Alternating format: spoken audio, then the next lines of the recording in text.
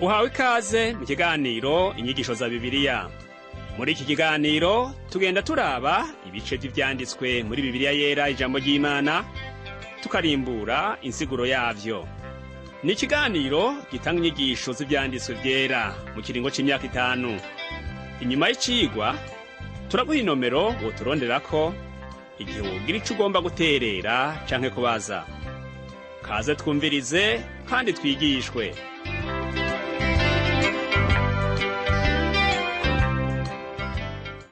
Nshuti nawe mugenzi, mukunzi washimye kubana natwe muri kino cigwa c'inyigisho za Bibiliya, ndakuramukije amahoro y'Umwami wacu Yesu Kristo abane nawe.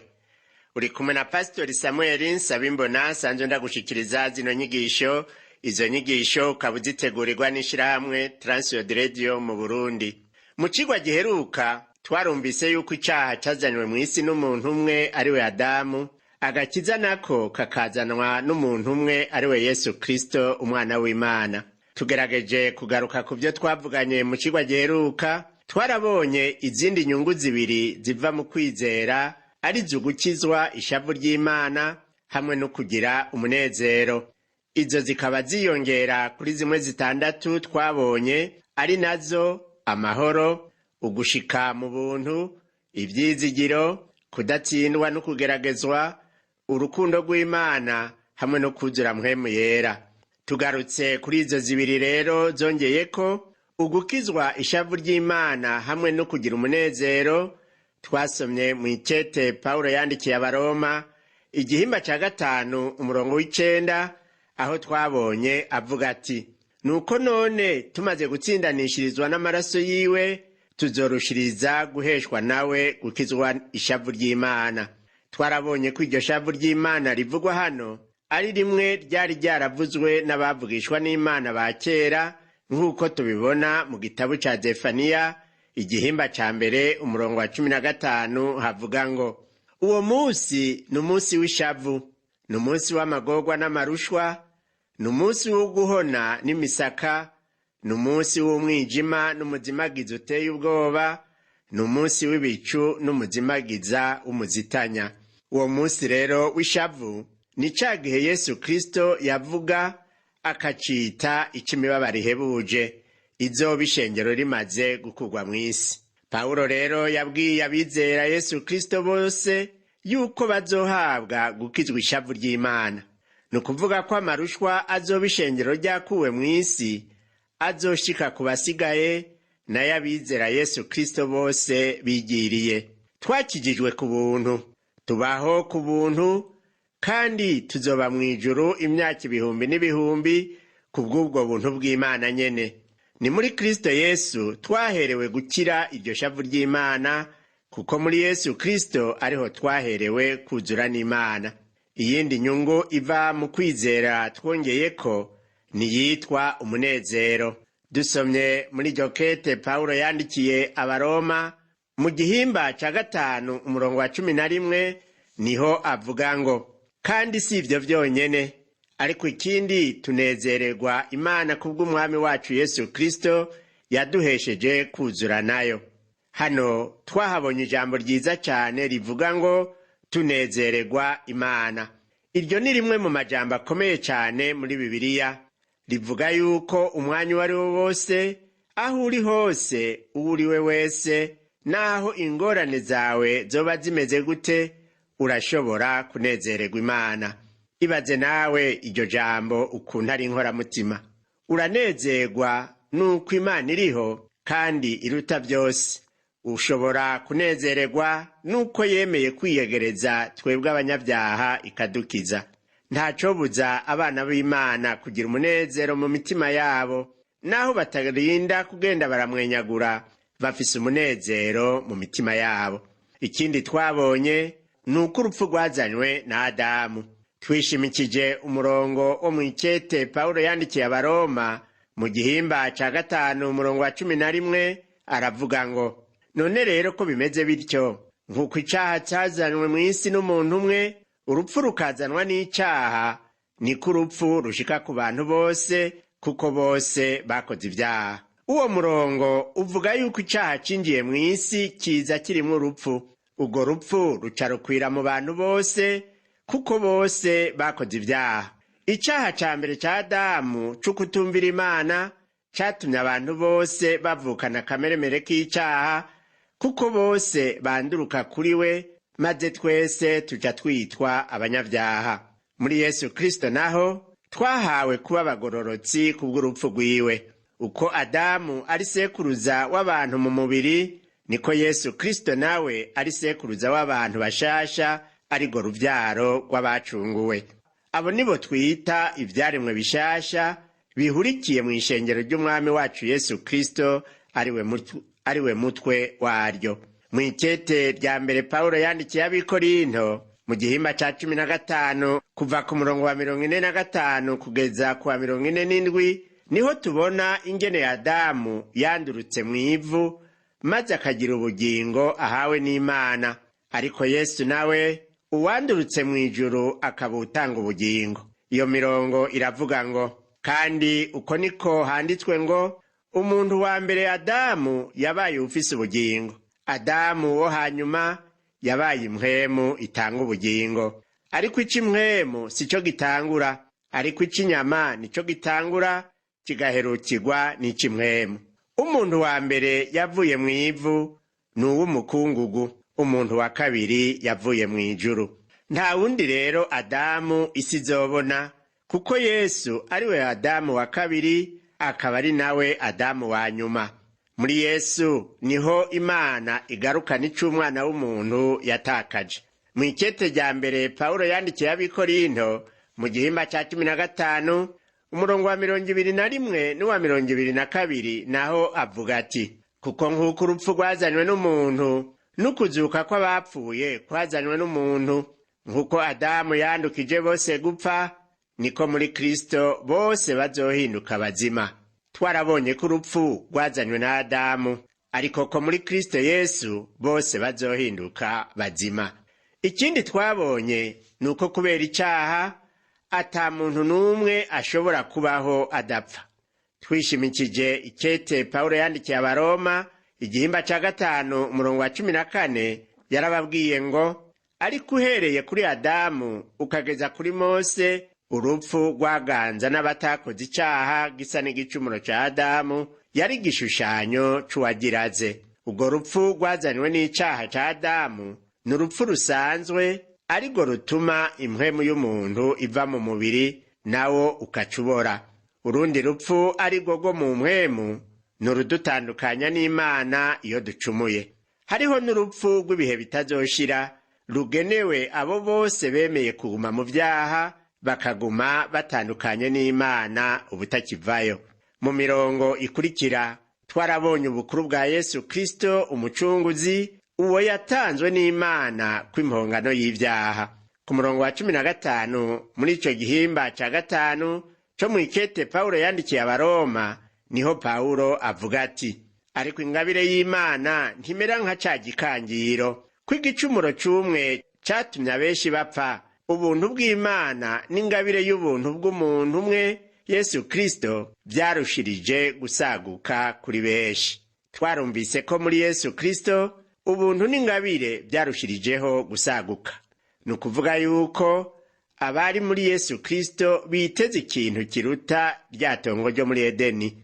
Tubandanije ku murongo wa 16, Pawulo yabwiye Abaroma ati, kandi iyo ngabire ntiyaje nk'icazanywe n'igicumuro c'umuntu umwe, kuko guciga urubanza kwavuye ku muntu umwe kugatera gutsindwa, ariko ya ngabire yavuye mu bicumuro vyinshi izana gutsindanishirizwa. Ayo yose n'amajambo atoroshe gutahura, ariko mu njamake twomenya ko icaha c'umuntu umwe catumye abantu bose binjira mu caha. Hanyuma ukumvira Imana kwa Yesu Kristo uwadupfiriye gutuma abantu bashobora gukizwa. Usomye umurongo wa 17 n'uwa 18 muri iryo kete Pawulo yandikiye Abaroma igihimba ca 5, yababwiye ati, kw'igicumuro c'umwe catumye urupfu rushirwa ku nganje n'umwe, abakira ubuntu n'ingabire yo kugororoka bisesekaye bazorushiriza gushirwa ku nganje n'umwe, Yesu Kristo. None rero nk'uko gucigwa urubanza kwazanywe n'igicumuro kimwe ku bantu bose ngo batsindwe, niko ya ngabire yazanywe n'igikorwa kigororotse kimwe ku bantu bose ngo batsindanishirizwe baronke ubugingo. Adamu amaze gukora icaha, abantu babaye abo gutsindwa. Yesu nawe amaze kudupfira ku musaraba, abantu bahawe gutsindanishirizwa.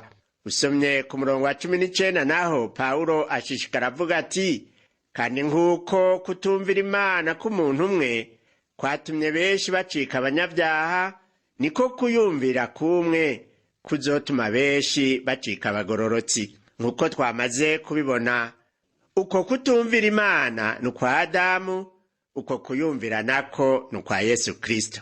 Twarangirije icigwa cacu giheruka ku murongo wa 21 wo mw'icete Pawulo yandikiye Abaroma igihimba ca 5 havuga ngo, kugira ngo nk'uko icaha cashizwe ku nganji n'urupfu, kuba ariko n'ubuntu bw'Imana bushigwa ku nganji n'ukugororoka buhesha ubugingo budashira ku bwa Yesu Kristo umwami wacu.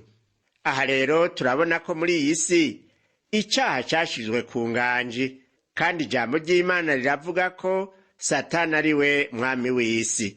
Ariko Imana yaratanze agakiza naho benshi bakanka. Nshuti yanje mugenzi uriko urakurikira kino cigwa c'inyigisho za Bibiliya, asanga ugomba kuva mu bwami bw'urupfu ngo ushike mu bugingo nk'uko Imana yabiguteguriye, niwizera umwami Yesu Kristo, uwo yapfuye akazuka, kuko atayindi nzira agakiza kabonerwamwo. Mu cigwa c'uwu musi naho turihweza ingene abizeye Yesu Kristo bakwiye kwitwararika kwirinda ivyaha kugira ngo bagendane ubugingo bushasha. Icigwa c'uwu musi kikaba gishimikiye kw'icete Pawulo yandikiye Abaroma mu gihimba ca 6, turahera ku murongo wa 1 tugeze ku wa 12. Abizeye Kristo bakemera gukizwa ibyaha vyabo, bahabwa gutsindanishirizwa kubwo kwizera kwabo, ariko baba bakeneye kugira iyindi ntambuko y'ukwitwararika ukwezwa. Ugutsindanishirizwa n'ukwezwa n'amajambo abiri atandukanye. Umuntu atsindanishirizwa nuko yemeye kozwa n'amaraso ya Yesu, ibyaha vyiwe bigahanagurwa. Ico rero nico kiza imbere y'ukwezwa.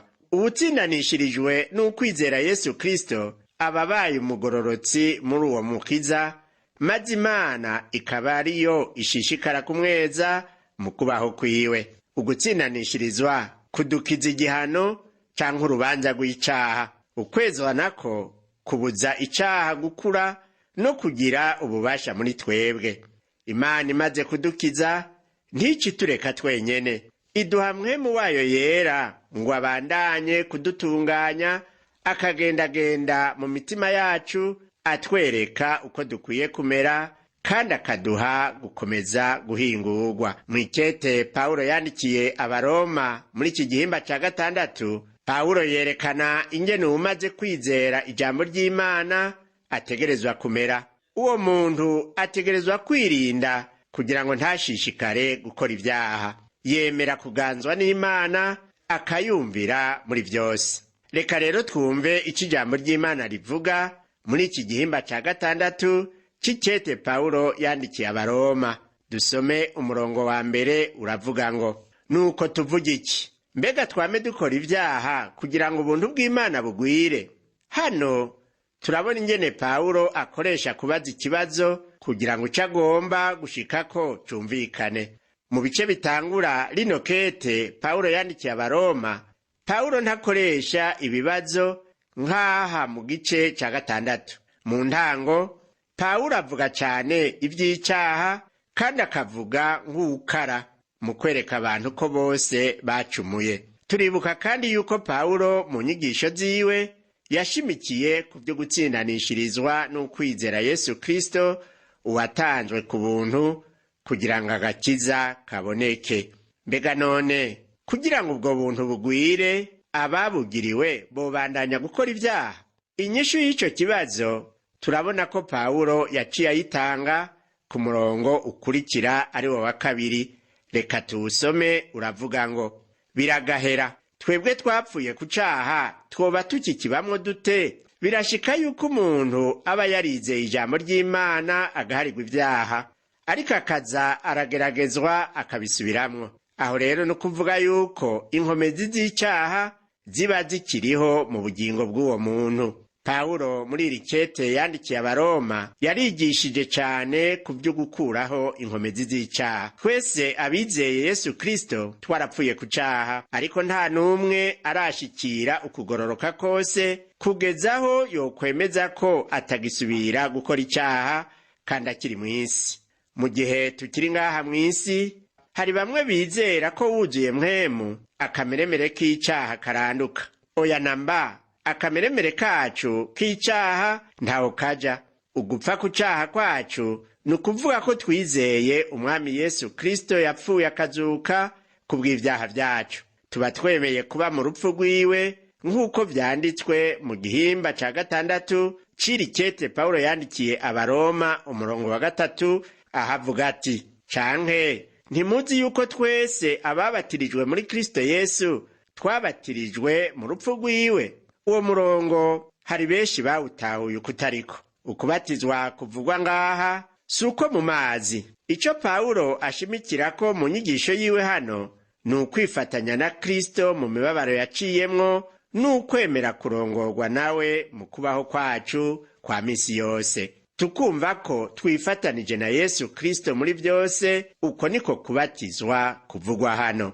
Uko niko kubatizwa dusoma no mw'ikete Pawulo yandikiye Abikorinto rya mbere mu gihimba ca 12 umurongo wa 13, ahavuga ati: kuko muri mpwemu umwe twese ariho twabatijwe ngo tube umubiri umwe, naho boba Abayuda canke Abagiriki, naho boba abashumba canke abidegemvya, kandi twese twanyweshejwe mpwemu umwe. Ni ukuvuga ko dufatanije n'urupfu rwa Yesu Kristo, nk'uko Pawulo abisigura muri iki gihimba ca 6 co mw'ikete yandikiye Abaroma ku murongo wa 4. Pawulo aba ariko aravuga ashishikaye, yerekana ibintu bitatu bikuru bikuru Abakristo bakwiye kumenya bijanye no kubaho kwabo.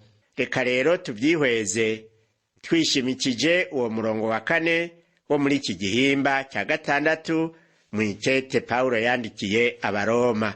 Haravuga ngo: none rero kubatizwa kwatumye duhambanwa nawe tuba mu rupfu rwiwe, kugira ngo nk'uko Kristo yazuwe mu bapfuye n'ubwiza bwa Data wa twese, kuba ariko natwe tugendana ubugingo bushasha.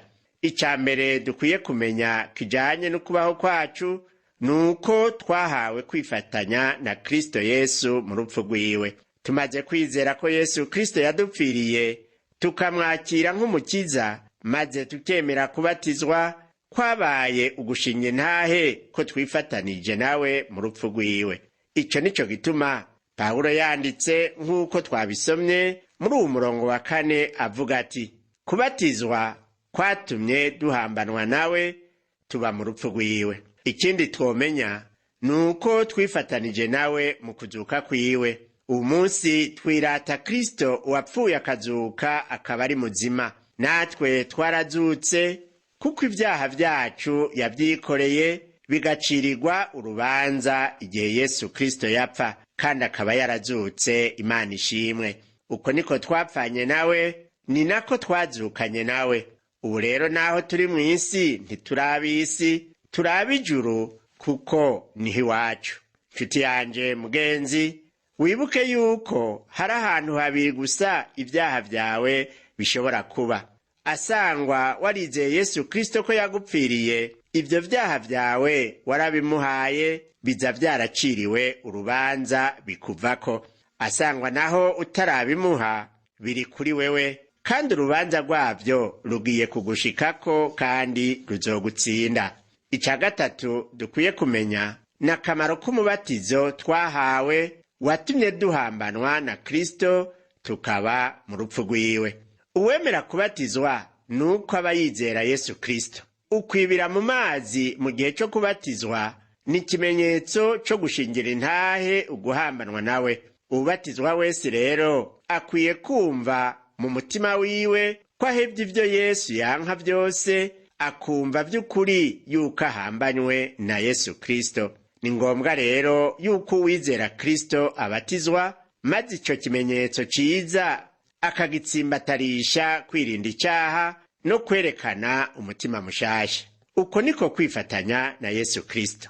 Intumwa Petero niwe avuga ivy'ayo mazi mu ikete rya mbere yanditse mu gihimba ca 3 umurongo wa 21, ahavuga ati: ayo ni abakiza namwe ubu mu buryo bw'ikigereranyo c'ukubatizwa. Mbega ayo mazi adukiza gute? Ku murongo wa 20 muri iri kete Petero yanditse ico gice nyene ca 3 haravuga abantu 8 barokokeye mu bwato bwa Nowa, mu gihe abatari muri ubwo bwato bose bari bishwe n'amazi. Abo rero 8 barizeye baja mu bwato kandi barakira. Nibo Petero avuga ko bakijijwe mu buryo bw'ikimenyetso c'ukubatizwa. Insiguro y'uko kubatizwa ni ukwifatanya n'Imana mu kwizera ivyivuze. Imana yarabona burya bwato bwa Nowa maze ikiza abinjiye muri bwo. Ubu munsi twihishije muri Yesu Kristo bituma dukira. Yesu yarapfuye arahambwa, natwe twigumira muri we, hanyuma arazuka tuguma muri we nyene. Uko niko twazukanye nawe. Turumvise rero ingene abamwizeye bose bifatanije nawe muri vyose. Turasoma muri rya kete Pawulo yandikiye Abaroma mu gihimba ca 6 umurongo wa 5 naho ngo: ko twakoranijwe nawe n'igishushanyo c'urupfu rwiwe, tuzokoranywa nawe n'ico kuzuka kwiwe naco. Kwifatanya na Kristo kwatumye tumera nk'abashinze imizi muri we, maze akaba ari we ngaburo yacu. Ubu munsi ubugingo bwa Kristo nibwo bugingo bwacu. Umurongo wa 6 Pawulo arashishikara kuvuga ngo: kandi tumenye iki? Yuko umuntu wacu wa kera yabambanywe nawe, kugira ngo umubiri w'icaha uhinduke ubusa, ntitwame tujakariye icaha. Umuntu wacu wa kera yabambanywe na Kristo, si sogokuru canke uwundi, na kameremere kacu. Pawulo ntiyagombye kuvuga yuko akameremere kacu kahanaguwe ngo kaveho, ariko ico ariko aravuga nuko twakijijwe kugira ngo tuganze imibiri yacu, ntiba ariyo ituganza ngo duhave dushishikara kujakarira icaha.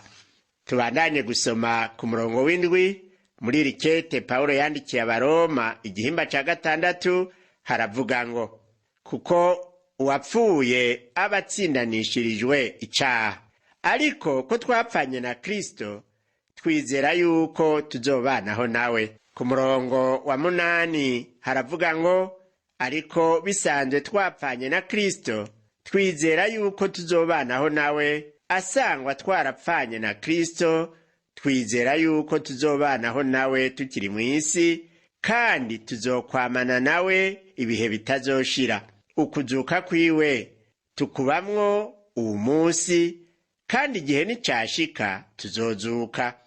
Urupfu ntirukituganza, nk'uko tubisoma ku murongo w'9 wo muri iri kete Pawulo yandikiye Abaroma iki gihimba ca 6 havuga ngo: kuko tuzi yuko Kristo amaze kuzuka mu bapfuye atagipfa, urupfu rutakimuganza.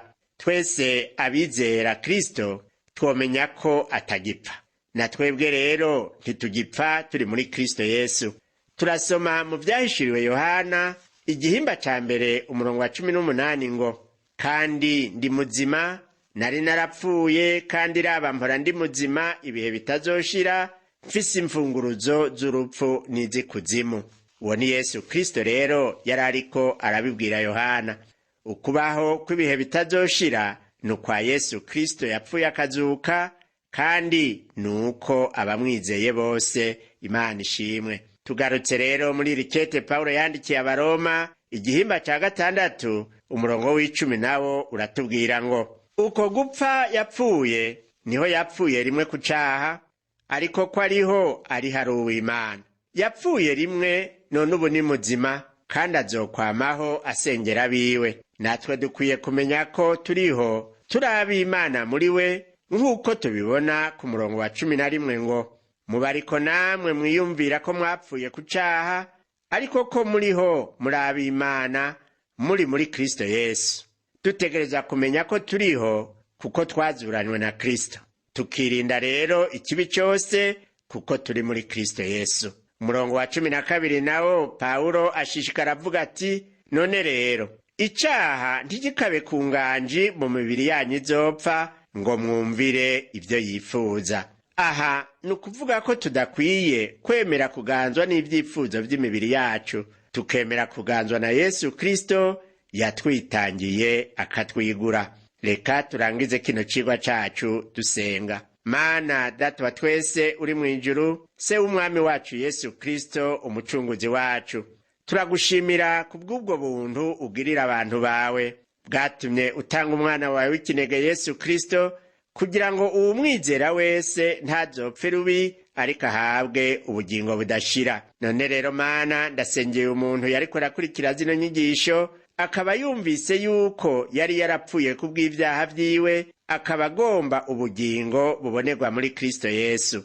Umuharire ivyaha vyiwe vyose Mana, umukure mu gitabu c'abo gupfa rubi, umushire mu gitabu c'abana b'Imana bazoraganwa na Kristo ubugingo budashira. Ndabigusavye mu izina ry'uwo Yesu Kristo umwami n'umukiza wacu, amen. Icigwa cacu co kuri uyu munsi kigarukiye hano.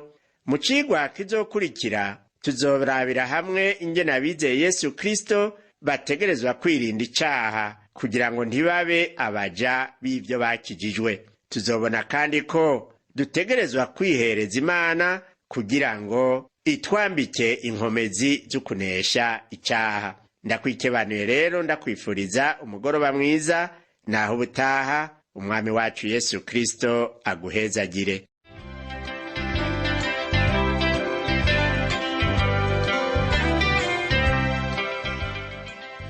Wakoze kumviriza icigwa c'ijambo ry'Imana c'uyu musi.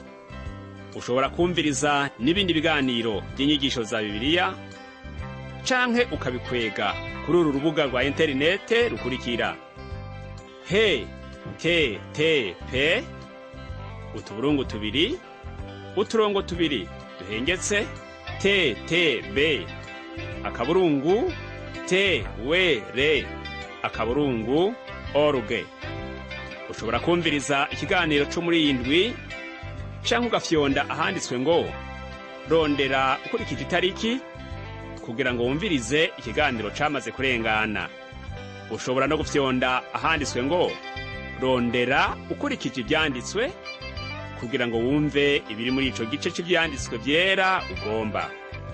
Ufise ico wunganira canke ubaza, twandikire. Email ni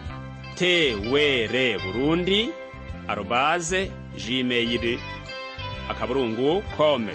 Ushobora kandi kudusanga kuri Facebook yitwa TWR Burundi.